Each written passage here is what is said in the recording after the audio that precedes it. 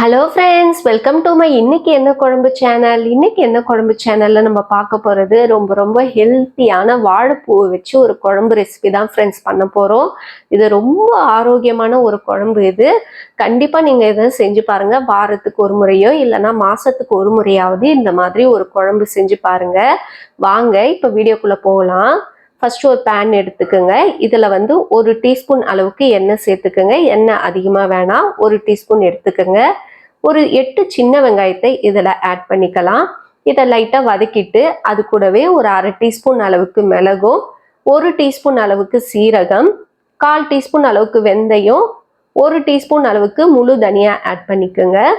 காரத்துக்கு ஒரு 5 காஞ்ச மிளகாய் ஆட் பண்ணிக்கலாம். இது கூடவே கொஞ்சமாக கருவேப்பிலையும் சேர்த்து இதை நல்லா மிக்ஸ் பண்ணி விட்டுருங்க. இது நல்லா வதங்கி வந்த பிறகு சூடு ஆறின பிறகு மிக்சியில் போட்டு ஒரு பேஸ்ட்டாக அரைச்சி வச்சுக்கோங்க. தண்ணி சேர்த்து ஒரு ஃபைன் பேஸ்ட்டாக அரைச்சி வச்சுக்கோங்க. இப்போ அதே கடாயிலே ஒரு 2 டீஸ்பூன் அளவுக்கு எண்ணெய் சேர்த்துக்குங்க. எண்ணெய் காஞ்ச பிறகு அரை டீஸ்பூன் அளவுக்கு கடுகு, அரை டீஸ்பூன் அளவுக்கு உளுந்து, 1/4 டீஸ்பூன் அளவுக்கு வெந்தயம், ஒரு அரை டீஸ்பூன் அளவுக்கு பெருங்காயம் ஆட் பண்ணிக்கோங்க. பெருங்காய கட்டியும் சேர்த்துக்கலாம். இது கூடவே கொஞ்சமாக கருவேப்பிலையும் சேர்த்துக்கிட்டு 15 பூண்டை தோல் உரிச்சு கொஞ்சம் ஸ்லைஸ்டாக கட் பண்ணி ஆட் பண்ணிக்கோங்க.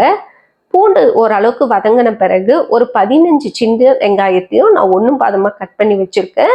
இல்லை முழுசாக ஆட் பண்ணுறதுனால பண்ணிக்கிட்டு இதை நல்லா வதக்கி விட்டுருங்க.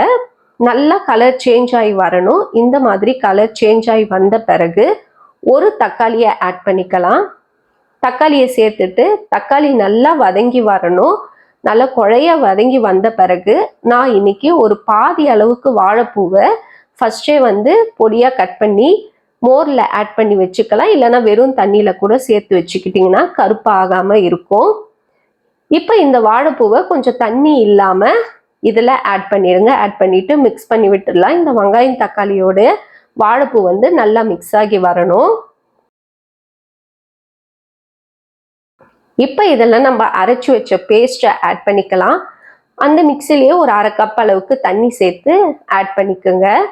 இப்போ இதில் ஒரு அரை டீஸ்பூன் அளவுக்கு மஞ்சள் தூளும், அரை டீஸ்பூன் அளவுக்கு குழம்பு மிளகாய் தூளும், தேவையான அளவுக்கு உப்பும் சேர்த்து நல்லா வதக்கிக்கலாம். இந்த மாதிரி நல்லா வதக்கிக்கணும். ஒரு 4லேருந்து 5 நிமிஷத்துக்கு நல்லா வதக்கணும். இந்த மாதிரி வதங்கின பிறகு இப்போ இதில் புளி தண்ணி ஒரு கப் அளவுக்கு ஆட் பண்ணிக்கோங்க.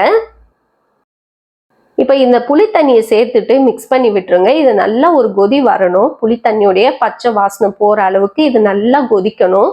இந்த மாதிரி கொதிச்ச பிறகு ஒரு 3 கப் அளவுக்கு தண்ணி ஆட் பண்ணிக்கலாம். தண்ணி ஆட் பண்ணிட்டு மிக்ஸ் பண்ணி விட்டுருங்க. இது நல்லா ஒரு பாயில் வர ஆரம்பிச்சோடனே ஹை ஃப்ளேமில் 5 நிமிஷமும் லோ ஃப்ளேமில் ஒரு 10 நிமிஷமும் இதை மூடி போட்டு விட்டுடலாம். அவ்வளோதான். இப்போ ஓப்பன் பண்ணி பார்க்கலாம். எந்த அளவுக்கு நல்லா ஆயில் பிரிஞ்சு வாழைப்பூ நல்லா குக்காகி குழம்பு நல்ல திக்னஸில் சூப்பராக இருக்குது. இப்போ இதில் உங்களுக்கு விருப்பம் இருந்தால் ஒரு 3 டேபிள் ஸ்பூன் அளவுக்கு நல்லெண்ணெய் சேர்த்துக்குங்க. உங்களுக்கு விருப்பம் இல்லைன்னா இதை ஸ்கிப் பண்ணிக்கலாம். நல்லெண்ணெய் சேர்த்துட்டு இறக்கும்போது டேஸ்ட்டும் நல்லாயிருக்கும், நல்ல ருசியாக இருக்கும். கண்டிப்பாக ட்ரை பண்ணி பாருங்கள். இப்போ இதை லைட்டாக மிக்ஸ் பண்ணி விட்டுட்டு எடுத்து சுட சுட சாதத்து கூட சர்வ் பண்ண வேண்டியதான். ஒரு அருமையான ஹெல்த்தியான வாழைப்பூ குழம்பு நம்மளுக்கு ரெடி ஆயிடுச்சு. எப்பவும் ஒரே காயை போட்டு நம்ம குழம்பு வைக்காம இந்த மாதிரி டிஃப்ரெண்ட்டாக ட்ரை பண்ணி பாருங்க. டேஸ்ட்டும் நல்லா இருக்கும், ஹெல்த்துக்கும் ரொம்ப நல்லது. இந்த வீடியோ உங்களுக்கு பிடிச்சிருந்தா மறக்காம லைக் பண்ணுங்க, ஷேர் பண்ணுங்க, சப்ஸ்கிரைப் பண்ணுங்க ஃப்ரெண்ட்ஸ். இன்னொரு வீடியோவில் உங்களை சந்திக்கிறேன். பாய் பாய் ஃப்ரெண்ட்ஸ்.